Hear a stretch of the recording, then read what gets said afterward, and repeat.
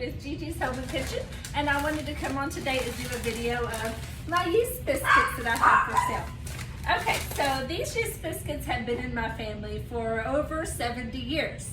My grandma was a lunch lady in the Abilene ISD lunchroom, and they cooked these biscuits. Can you believe that? And they're so delicious. And so my mama was raised on them, I was raised on them, my daughters were raised on them, and now my grandsons are being raised on them. So we really like these biscuits, right? Okay, so I feel like these are best right out of the oven. Some things that I bake, like my freshly ground bread, I bake it and I sell it to you that way, right? But these biscuits are just best fresh out of the oven, and so that's why I decided to make them in a mix. So the first thing that you're going to do is you're going to preheat your oven to 425 so that your oven is going to be ready when it comes time for you to put them in. And so the first thing that I'm going to do after that is I have got my sugar already in this bowl, and I'm going and so to that sugar I'm going to add the yeast to it. To the yeast I'm going to add 1 cup of warm water. Now you don't want this to be super hot, okay, because if you make it too hot it could kill the yeast, and we definitely don't want to do that. And if it's too cold, then it's really not going to activate the yeast. So just make it, I make mine pretty warm. Just don't, make it hot. Okay, so anyway, you pour that in, and you're going to, it's called blooming the yeast. That simply means that you are going to wait until you see some foam on the top of it. So that's what that term is. And so I like to put mine in the microwave. Now I don't turn it on. I just put it there because it's kind of a safe environment. And I know that if, like my air conditioner, it kind of blows down onto the counter, it's not going to upset it any or anything. So it's just like a safe environment, like I said. Okay, so after that, everything you need in this bag is here except for the water, so it's pretty neat.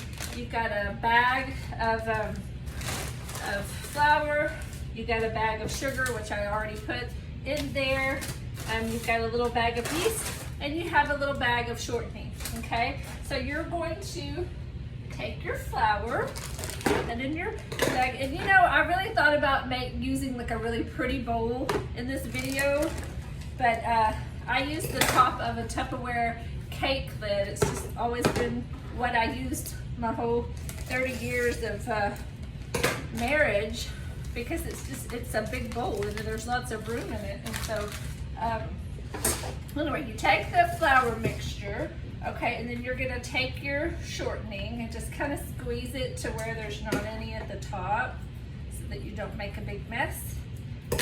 Cut that and then just squeeze that out.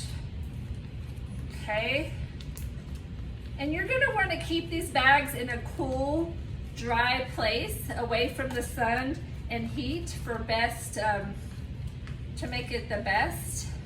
And use these within a month or so of purchase. My products do have a short shelf life because they're so fresh and there's no preservatives.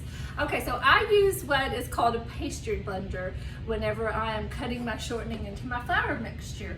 You can use forks. If you don't have one of these, you could use your hands. I don't really like to do that because it's kind of messy, but a lot of people do it. So I'm gonna see if maybe I can get the camera to come over here and look at this bowl. So give me a second. Okay, all right, I think that I've got that going. So what I do is I just take this and I just bang it against the side. You're gonna make it to where it's about pea size. It doesn't have to be perfect.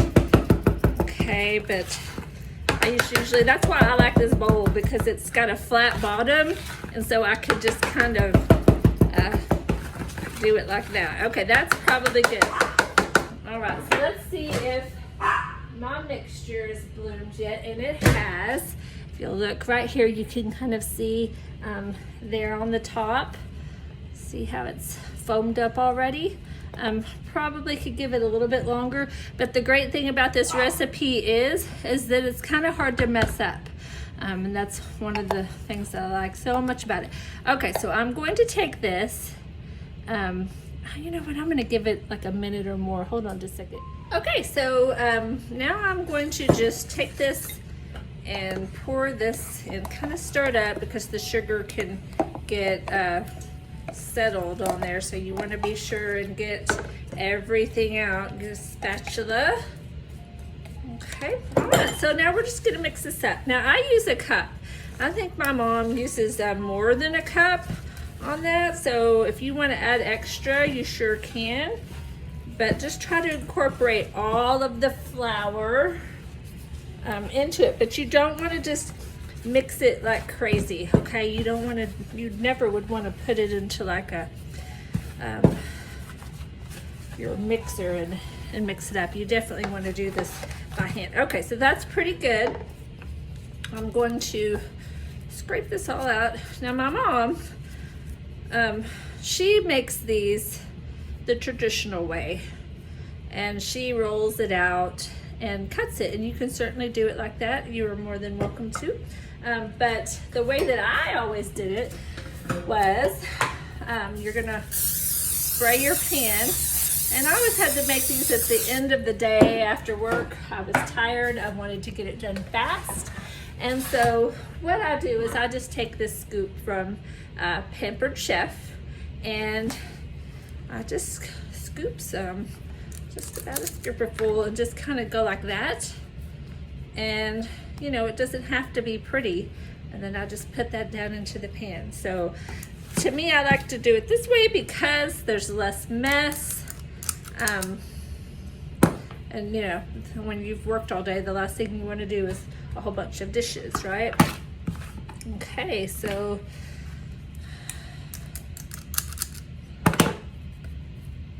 this pan that I'm using is the pan that my mom cooked these biscuits in when I was growing up. And so anytime I make these biscuits, I'm always sure to. I showed you what I made them very large. I cut them in half and made a dozen of just regular size biscuits. Those ones that I made the first time, I just wanted to show you. You can make them big, but if you're feeding a family, these are the regular size biscuits. So I'm gonna put them in the oven, and then we will see you in just a little bit. You're going to want to cook them on 425 for around 13 to 15 minutes. It depends on how hot your stove gets or your oven, but just you know, watch them after about 13 minutes, and when they get as brown as you like, then go ahead and take them out.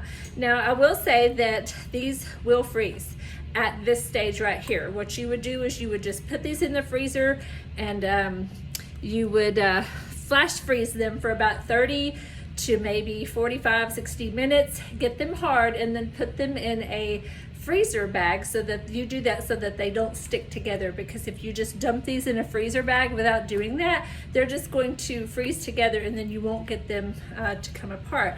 And so I do that sometimes. I feel like the best way to eat these is just made fresh. But like my husband and I, if it's just the two of you, then maybe you just want to cook 1 or 2 biscuits at a time. And also I serve these biscuits with my pot roast.